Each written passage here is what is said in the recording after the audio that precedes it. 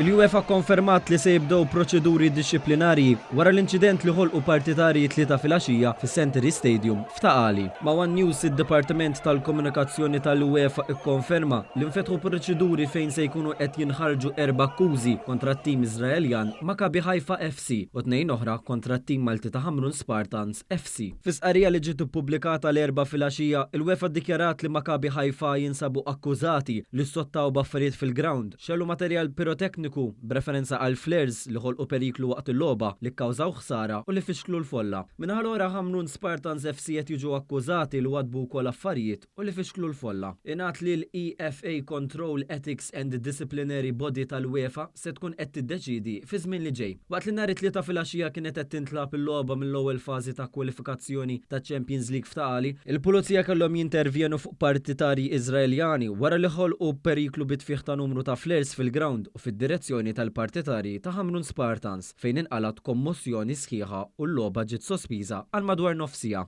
L-4 żewġ Iżraeljani ttellaw l-qorti fejn ammettew l-akkużi kontrihom u ġew ikkundannati sentenza ta' sena ħabs sospiża u multa ta' 300 euro kull wieħed. Sa dan it-tant Hamrun Spartans FC talbu biex il-logħba tat-tieni leg sketata għal nhar it-tlieta 18 ta' Lulju li ġej f'Ħajfa issa ssir f'pajjiż ieħor kemm minħabba l-inċident li seħħew f'Taqali u anke minħabba s-sitwazzjoni politika fl-Iżrael. Il-klabb Malti qal li wkoll lest jikkonsidra li ma jilabx din il-logħba.